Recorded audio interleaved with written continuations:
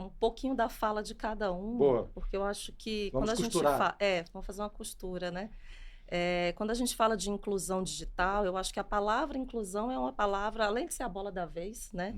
Eu acho que é uma palavra que cabe muitos outros elementos. E pensando na tecnologia, né? Aí vem a historiadora, né? A tecnologia como um conceito ao longo do tempo, né? Então, o que é tecnologia hoje não era tecnologia no século XVI, mas uma pintura em perspectiva, em profundidade, Boa. era o ápice da tecnologia, né? Verdade. Olhar para uma paisagem, conseguir reproduzir isso numa tela plana, foi um boom, né? Nessa parte da tecnologia. Ver um veículo se movimentando e perceber que ele se movimenta e eu estou parado e ali você pode reproduzir aquela imagem em movimento, né? Como no caso do trem, para pensar o cinema. Então, isso foi tecnologia. Então, eu acho que cabe tudo nesse complexo da tecnologia, né? E dentro desse complexo, você tem que pensar nesses aprendizados, como é que nós fomos aprendendo o analógico, né? O que é o digital, por exemplo. Eu trabalho num acervo de memória empresarial. Nesse acervo, a gente tem desde os disquetes, tem Discman, tem fita cassete, VHS. Então, eu como Quero visitar, historiadora... já quero visitar, já que eu fiquei com vontade. Eu como Lembra do Zip historiadora, Drive? né? Tinha um Zip Drive, Não, que era um gente. disquete mais grosso, assim. Sim, Você tem lá uma armazenava caixa mais. inteira de disquete, 144 megabytes, uma caixa inteira, assim. Então, assim, é uma coisa... E eu vi isso, eu fiz meus trabalhos de faculdade, eu fiz um projeto de mestrado e enviei num disquete para cá, para São Paulo. Então, assim, a gente está falando de uma velocidade hoje de aprendizado muito grande, mas que tem que levar em consideração outras ações que precisam fazer com que todos os cidadãos consigam acompanhar. E quando a gente fala no ambiente escolar, a gente tem aí uma realidade muito diversa de profissionais. Então, quando veio a pandemia, eu acho que se instaurou também para o poder público e também para os outros, né, os outros cidadãos, as outras comunidades, que existia uma faixa grande da população fora desse acesso. Sim. Só que não era essencial, não era emergencial que elas fossem incluídas, né?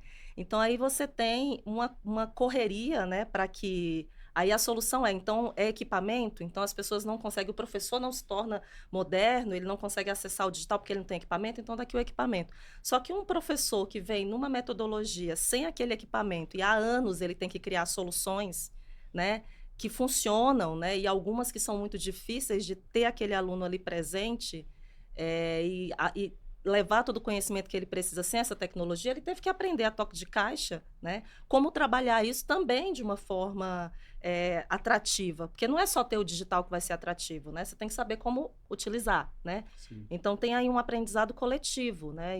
Então tem muitos acessos que precisam ser feitos, né? E muitos olhares do ponto de vista do que tem que ser feito. O isolamento da pandemia, meu filho, adolescente, durante a pandemia, estava terminando o ETEC. E aí você vai vendo essa questão de estar ali nesse ambiente digital e você concorrer com várias telas, né?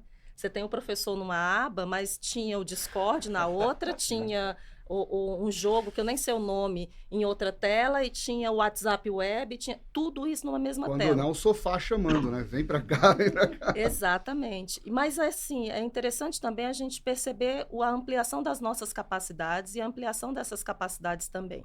E os momentos que era preciso eu dizer para ele, não, toma aqui seu skate e vai, sai um pouco, depois você volta, né? E ele mesmo trazer esse feedback do quanto foi bom fazer essa pausa e essa parada.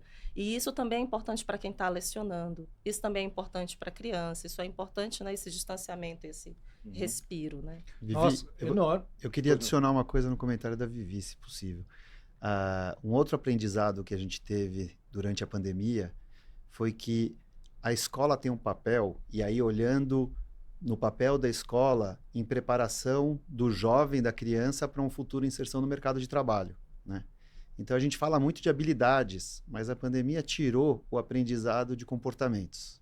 O distanciamento social arrebentou com uma idade que não aprendeu a conviver, que não aprendeu determinados comportamentos que são esperados de um futuro profissional. E esse gap está custando caro para esses jovens que estão hoje entrando no mercado de trabalho e estão encontrando um choque de gerações de quem não viveu a pandemia na idade adolescente, que nem o seu filho. Então, esse é um ponto que a gente precisa ter uma atenção muito grande de como oferecer soluções para esse jovem cobrir esse buraco que foi deixado pelo distanciamento social e determinados comportamentos que ele não sabe, ele não foi exposto. Que comportamentos, assim, que você está falando? Trabalho em equipe, sem dúvida. Confiança.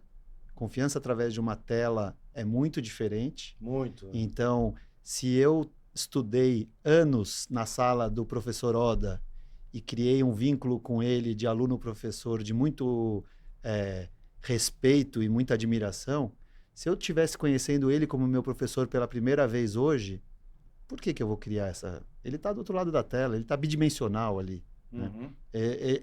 Ele ainda não me conquistou.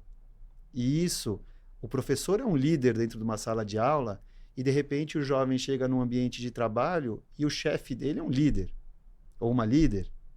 Como é que ele exercita no ambiente de trabalho aquilo que ele não teve na sala de aula?